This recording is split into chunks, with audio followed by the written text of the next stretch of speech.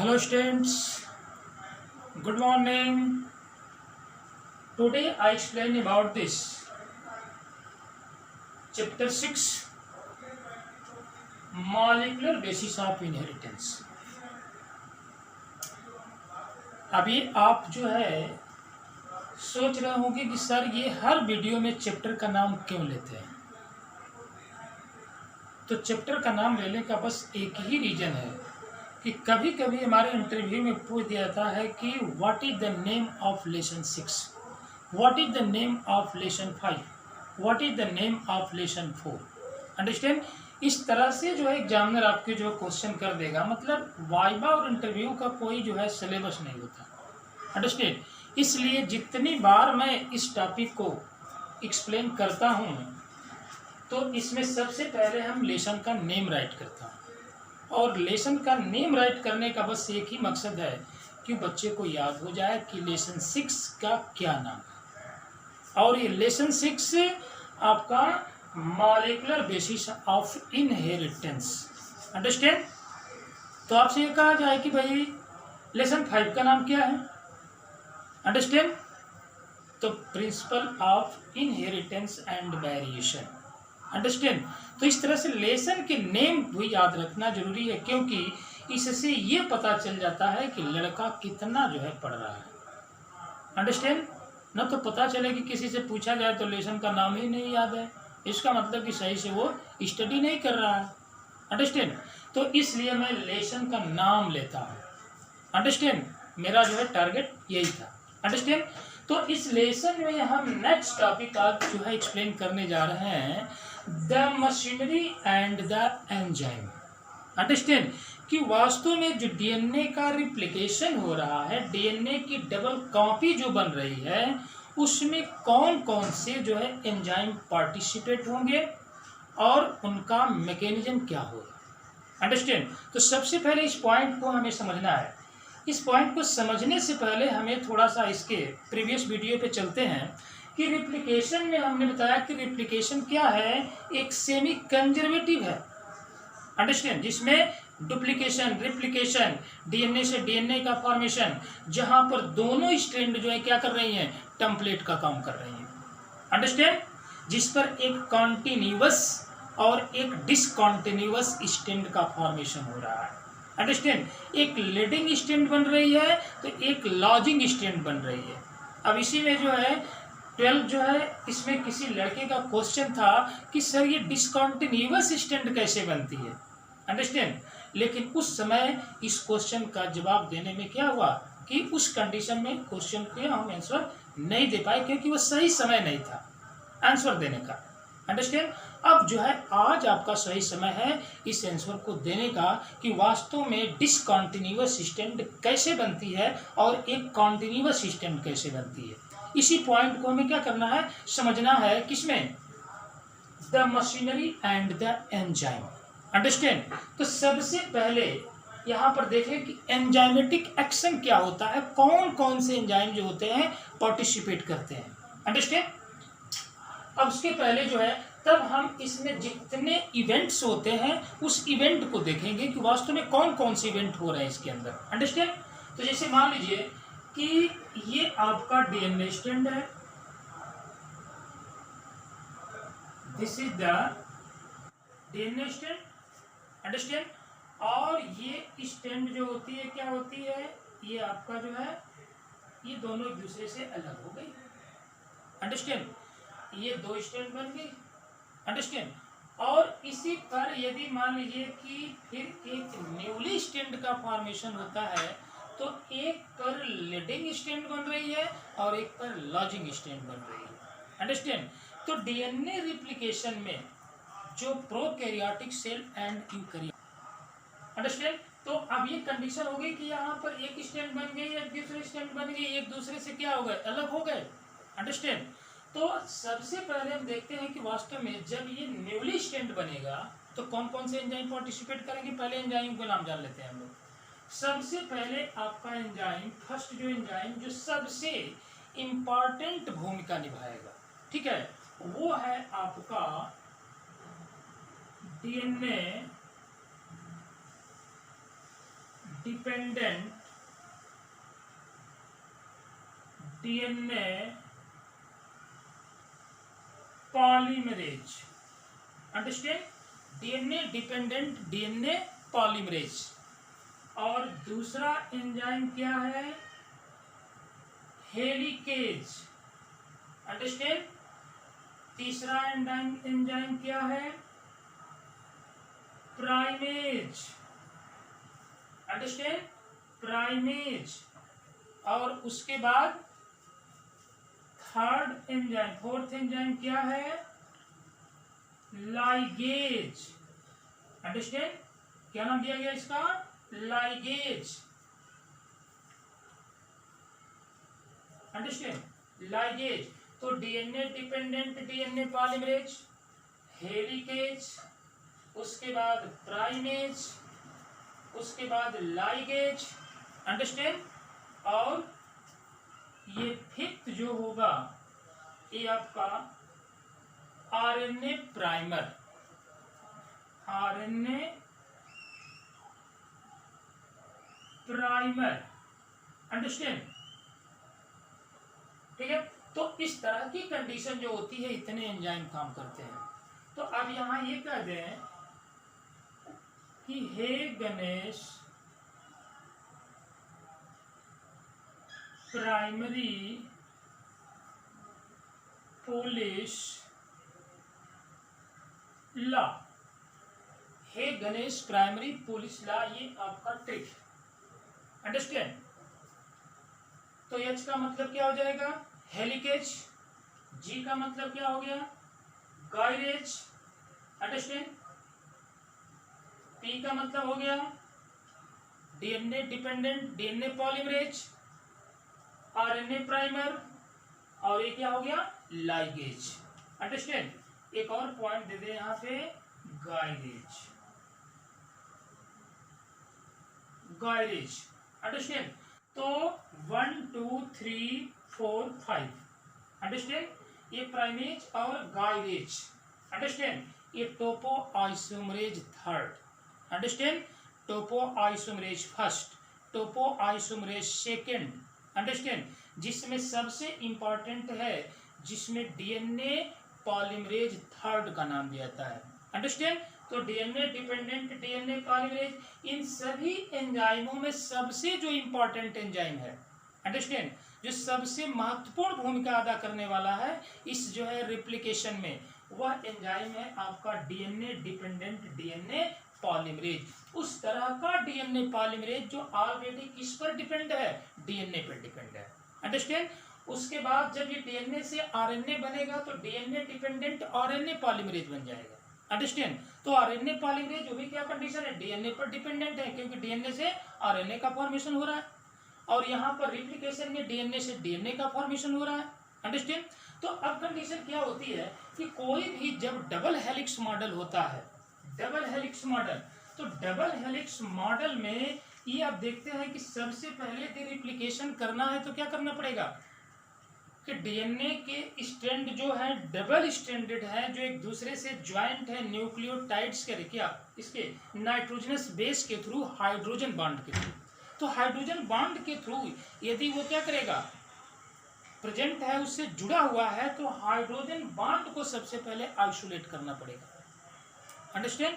तो इसीलिए कहा जाता है कि जो डीएनए डिपेंडेंट डीएनए पॉलीमरेज होता है वो आपका हाई डिग्री एक्यूरेसी, और दूसरी कंडीशन क्या होती है कि जब हाई डिग्री एक्यूरेसी होगा उसका, तो वहां पर हाई एफिशिएंसी भी होगी।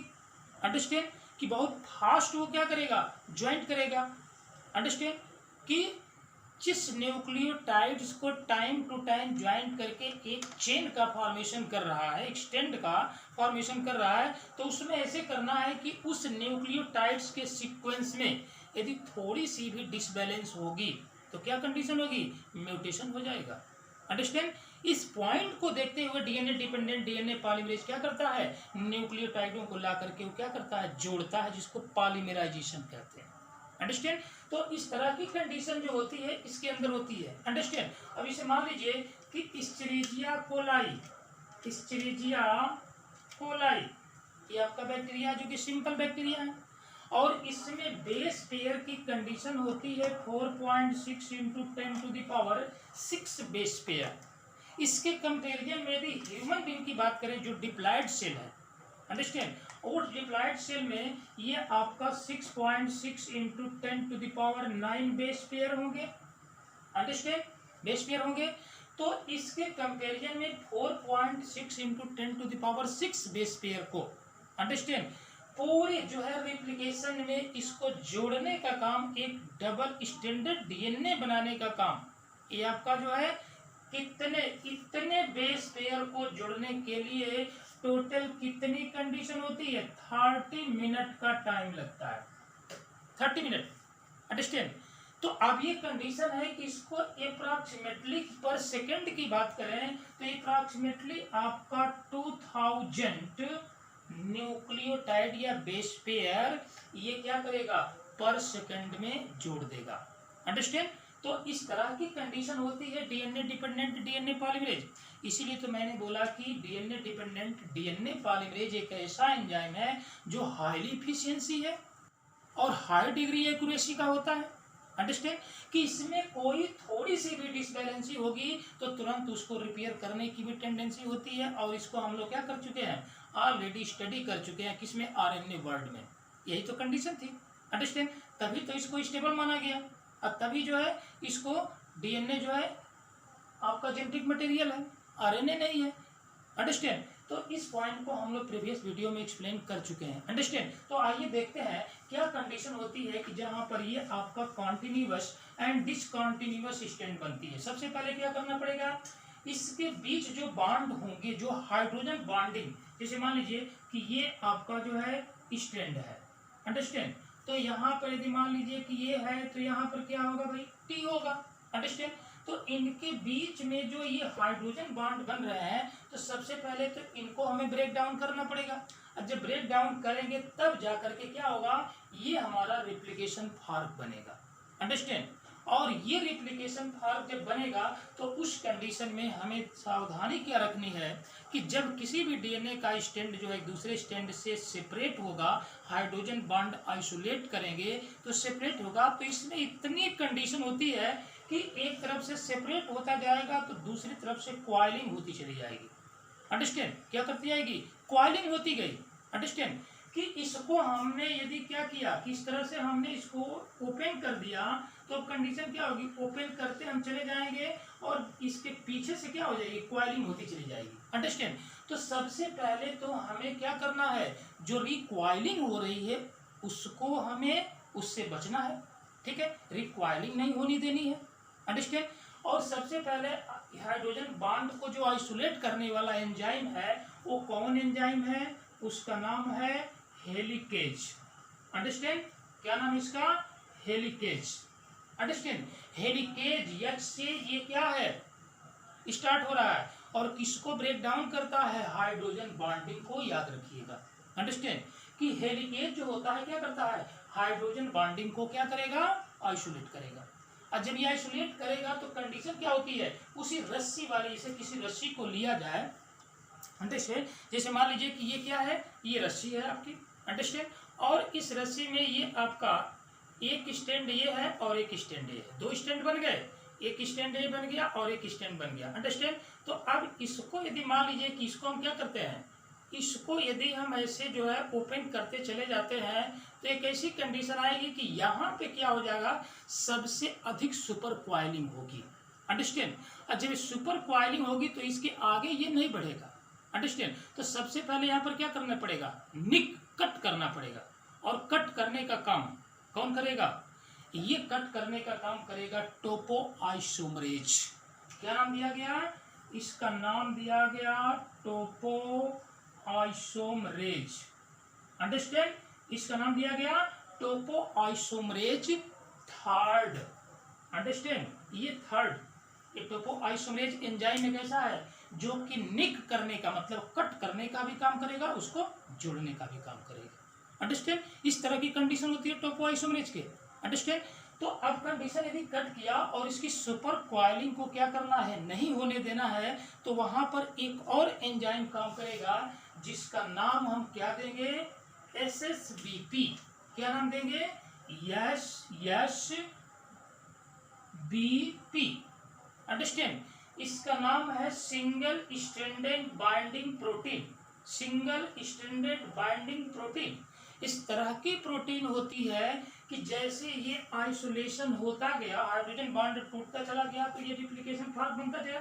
अंडरस्टैंड, यदि इसको हम यहाँ पे ऐड नहीं करेंगे तो ये क्या करेगा, इधर से हम कटते हुए चले जाएंगे, आइसोलेट करते हुए चले जाएंगे और बीच से क्या हो जाएगी, पीछे से कॉइलिंग होती चली जाएगी। अंडरस्टैंड, उसी कॉइलिंग को हमें क्या करना है, रोकना है। अंडरस्टैंड, तो उसको रोकने के लिए कौन सा एंजाइम काम करेगा, सिंगल स्ट्रैंडेड बाइंडिंग प्रोटीन काम करेगी। अंडरस्टैंड, तो अब यहां से यदि सिंगल स्ट्रैंडेड बाइंडिंग प्रोटीन हमने क्या कर दिया, इसके साथ ऐड कर दिया, तो ये कट करता हुआ हेलिकेज जो है आगे तरफ कट करता हुआ निकलेगा और ये सिंगल स्ट्रैंडेड बाइंडिंग प्रोटीन क्या करेगी, दोनों एक दूसरे को पकड़े रहेगी। अंडरस्टैंड, इसको होल्ड करके रखी है। अंडरस्टैंड, इसको फिर सुपर कॉइलिंग होने से क्या करेगी, रोकेगी। अंडरस्टैंड, तो यहाँ पर इतने इवेंट्स होते हैं क्या क्या, कि यदि अनकॉइलिंग करना है तो हेलिकेज को क्या करेंगे, हम यहाँ पर करेंगे जिसके द्वारा हाइड्रोजन बॉन्ड ब्रेक डाउन हो गए, एक स्टैंड दूसरे स्टैंड से अलग होगी, अलग होने के बाद हेलिकेज मान लीजिए काटता हुआ कट करता हुआ चला गया आगे की तरफ। अंडरस्टैंड, और उस कंडीशन में पीछे से क्या होने लगी, कॉइलिंग होने लगी, तो कंडीशन क्या होगी, आपका रिप्लिकेशन बड़ा कंजेस्टेड हो जाएगा। अंडरस्टैंड, तो इस कंजेस्टेड को रोकने के लिए हमें क्या करना पड़ेगा, हमें जो है यहाँ पर एक सीजर यूज करना पड़ेगा जिसको हम कहते हैं क्या, टोपोआइसोमरेज। अंडरस्टैंड, और दूसरी कंडीशन है कि इसको स्टैंड करने का काम कौन करेगा, दोनों स्टैंडों को स्टैंड करने का काम, एक दूसरे को खींच करके रखने का काम करेगा, कि इसको इस साइड में, इसको इस साइड में ऐसे खींच कर रखा हुआ है, इसको इस तरह पकड़ कर, कौन, जिसका नाम क्या है, सिंगल स्टैंडर्ड बाइंडिंग प्रोटीन। इसका नाम देते हैं single standard binding protein. Understand, तो इस तरह की कंडीशन हो जाएगी आपका जो है हेलिकेज की। तो अब क्या कंडीशन होगी कि अब यहाँ पे हम जो है अब एंजाइमेटिक एक्शन के थ्रू जो है हम पॉलीमराइजेशन कराएंगे। अंडरस्टैंड, सबसे पहले पॉलीमराइजेशन कौन करेगा, एक स्टैंड तो आपकी बन गई। अब जैसे मान लीजिए कि ये स्टैंड जो है 5 प्राइमर, उसके बाद ये 3 प्राइमर, तो ये आपका 3 प्राइमर और क्या हो गया, ये 5 प्राइमर हो गया। अंडरस्टैंड, तो सबसे पहले एक बात और ध्यान रखनी है कि डीएनए डिपेंडेंट डीएनए पॉलीमरेज जो होगा, ये पॉलीमराइजेशन न्यूक्लियोटाइड को अकेले जोड़ने का काम नहीं करेगा। अंडरस्टैंड, इसको किसी न किसी सपोर्टर की जरूरत पड़ेगी, और वो सपोर्टर होगा कोई भी ऐसा जो है न्यूक्लियोटाइड्स होना चाहिए जिसके थ्रू जो है ये आगे जो है वर्क करना स्टार्ट करे। अंडरस्टैंड, तो वो कौन सा जो है सब्सटेंस है, और उसका नाम है क्या आपका आरएनए प्राइमर। क्या नाम दिया गया, आरएनए प्राइमर। आरएनए की न्यूक्लियोटाइड स्टैंड होती है एक छोटी सी। अंडरस्टैंड, जैसे मान लीजिए कि यहाँ पर आरएनए प्राइमर आकर के क्या कर गया, जुड़ गया। अंडरस्टैंड, तो आरएनए प्राइमर जुड़ गया तो अब ये न्यूली स्टैंड बनने वाली है। अंडरस्टैंड, तो न्यूली स्टैंड और टेम्पलेट स्टैंड को आपको नहीं भूलना है कि टेम्पलेट स्टैंड जो होती है ये आपका 5 प्राइमर टू 3 प्राइमर होती है। ये आपका क्या है, ये आपका जो है टेम्पलेट है। क्या कंडीशन है, इसको कहते हैं टेम्पलेट स्टैंड। अंडरस्टैंड, तो जो न्यूली स्टैंड बनेगी वो कैसी बनेगी, ये आपका 5 प्राइमर टू 3 प्राइमर बनेगी। Understand, 5 primer to 3 primer. Understand, तो जब वो आपका 5 प्राइमर टू 3 प्राइमर होगी तो ये आपका क्या होगा, एक न्यूली स्टैंड हो जाएगी, न्यूली स्टैंड हो जाएगी। अंडरस्टैंड, तो हमारा जो स्टैंड होना चाहिए, जो टेम्पलेट का स्टैंड होना चाहिए, वो किस डायरेक्शन में होना चाहिए, ये क्या कंडीशन होनी चाहिए, ये आपका 3 प्राइमर टू 5 प्राइमर होना चाहिए। तब जाकर कंडीशन क्या होगी वहां पर, तब हम क्या करेंगे कि जो नई स्टैंड बनेगी, ये चीज याद रखिए कि जो नई स्टैंड बनेगी वो 5 प्राइमर टू 3 प्राइमर बनेगी। अंडरस्टैंड, न कि 3 प्राइमर टू 5 प्राइमर। तो किसी एक को याद रखिए, जो न्यूली स्टैंड किसी टेम्पलेट पे बन रही है, अंडरस्टैंड, तो वो स्टैंड कैसी बन रही है, 5 primer to 3 primer. Understand, 5 primer to 3 primer है, न्यूली स्टैंड बन रही है।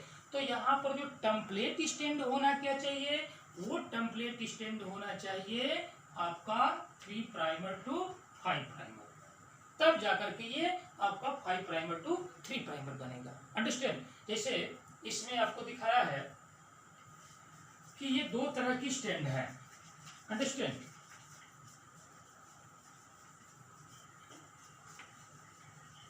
ये आपका दो तरह की स्टैंड है। एक स्टैंड ये है इस तरह की पोजीशन, और दूसरी स्टैंड ये है। अंडरस्टैंड। तो अब यहां पर हम रख दें इसको 5 प्राइमर टू 3 प्राइमर। अंडरस्टैंड। और इसका नाम रखते हैं 3 primer to 5 primer. Understand. 3 primer to 5 primer. तो ये कंडीशन क्या होगी, जो आपका 3 प्राइमर टू 5 प्राइमर है, 3 प्राइमर टू 5 प्राइमर है, तो इस कंडीशन में इस पर जो नई स्टैंड बनने वाली है वो कैसी स्टैंड बनेगी, 5 प्राइमर टू 3 प्राइमर। ये 3 प्राइमर टू 5 प्राइमर है, तो इस पर जो नई स्टैंड बनने वाली होगी वो कौन सी बनेगी, 5 प्राइमर टू 3 प्राइमर। अंडरस्टैंड। तो जो नई स्टैंड बनती है ऑलरेडी किस डायरेक्शन में बनती है, 5 प्राइमर टू 3 प्राइमर। तो हमारा टेम्पलेट क्या होना चाहिए, 3 प्राइमर टू 5 प्राइमर। अंडरस्टैंड। जबकि ये भी जानते हैं कि हर एक डीएनए का स्टैंड जो होता है एंटी पैरेलल होता है। अंडरस्टैंड। कॉम्प्लीमेंट्री होता है। अंडरस्टैंड। तो सबसे पहले क्या होगा कि अब यहां से अब एक प्राइमर आकर के जुड़ गया और यहां पर भी एक प्राइमर आकर के जुड़ गया। अंडरस्टैंड। अब ये दोनों प्राइमर जो है आरएनए न्यूक्लियोटाइड्स के स्टैंड है, जिसमें एक हाइड्रॉक्सिल ग्रुप है, एक छोटा सा पॉइंट। अंडरस्टैंड। तो इनमें जो है इनकी हाई प्रेशर होती है, तो जब भी ये पॉलीमराइजेशन करेंगे तो ये इस डायरेक्शन में करेंगे। ऐसा तो है नहीं कि ये इस डायरेक्शन में करे और ये जो है इस डायरेक्शन में करे, इधर तो कोई स्टैंड ही नहीं है। अंडरस्टैंड। तो अब कंडीशन क्या होती है कि जो हमारा टेम्पलेट है ये आपका 3 प्राइमर टू 5 प्राइमर है, तो कंडीशन क्या होगी भाई, इस पर आपका जो है एक छोटा सा आरएनए प्राइमर आकर के जुड़ेगा। अंडरस्टैंड। जब ये आरएनए प्राइमर जुड़ेगा तो ये ऑलरेडी ये स्टैंड क्या करेगा, अब जाकर के तब डीएनए डिपेंडेंट डीएनए पॉलीमरेज जो न्यूक्लियोटाइडों को ला करके जोड़ेगा। अंडरस्टैंड।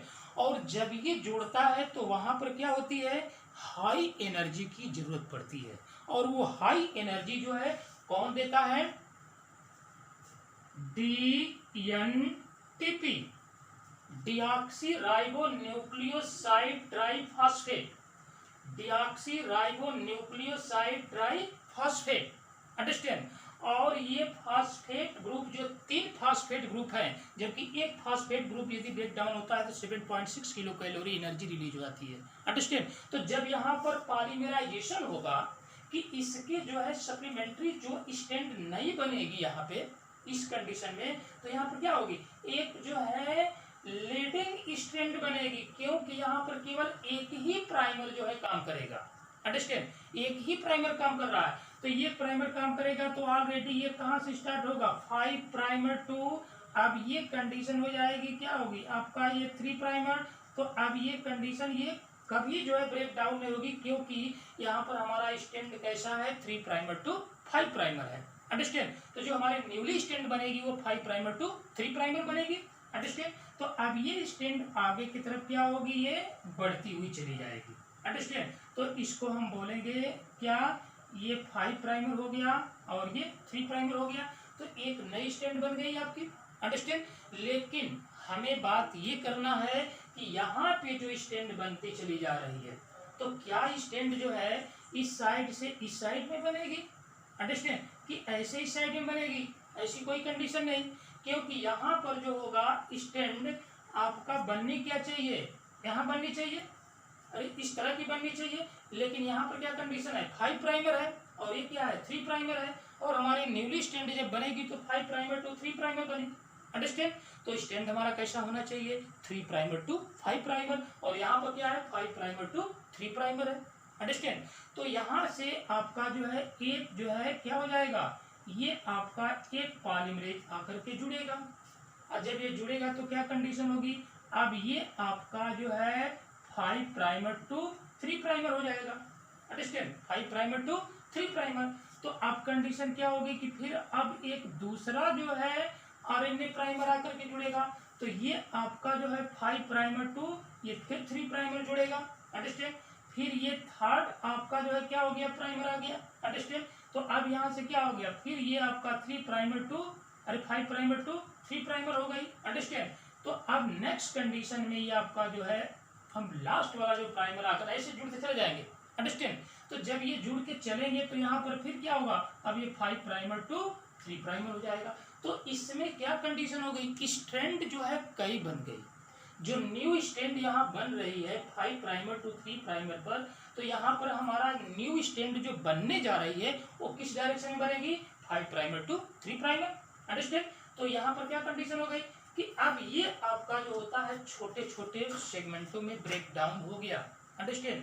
अब जब इस छोटे छोटे सेगमेंटों में ब्रेक डाउन हो गया तो क्या करना पड़ेगा, अब ये जो है यहाँ पर क्या हो गया, फ्रेगमेंटेशन आ गया, ठीक है। क्योंकि यहाँ पर हमारा 3 प्राइमर टू 5 प्राइमर पर जो 5 प्राइमर टू 3 प्राइमर हमारी लीडिंग स्ट्रैंड बन रही है, जो कॉन्टिन्यूअस स्ट्रैंड बन रही है, तो यहाँ पर एक ही प्राइमर काम कर रहा है, लेकिन इसके अपोजिट डायरेक्शन में हम काम करने जा रहे हैं, अंडरस्टैंड। कि हमारा जो है स्टैंड कैसा है, 5 प्राइमर टू 3 प्राइमर है, अंडरस्टैंड। 5 प्राइमर टू 3 प्राइमर, इधर क्या होना चाहिए, 5 प्राइमर टू 3 प्राइमर होना चाहिए। तो न कि इधर से इधर जाएगी, इधर से इस डायरेक्शन में जाएगी, अंडरस्टैंड। ये ऐसे जो है जुड़ती हुई चली जाएगी, हेलिकेज जो है काटता हुआ चला गया, स्टैंड बनती चली गई। तो ये लीडिंग स्टैंड बन रही है क्योंकि यहाँ पर एक ही प्राइमर काम कर रहा है, अंडरस्टैंड। और यहाँ पर आपका लॉजिंग स्टैंड बन रही है, इसको हम क्या बोलेंगे, इसको हम कॉन्टिन्यूअस स्टैंड बोलेंगे। क्या नाम बोलेंगे, कॉन्टिन्यूअस स्टैंड, अंडरस्टैंड। इसको बोलेंगे हम कॉन्टिन्यूअस स्टैंड।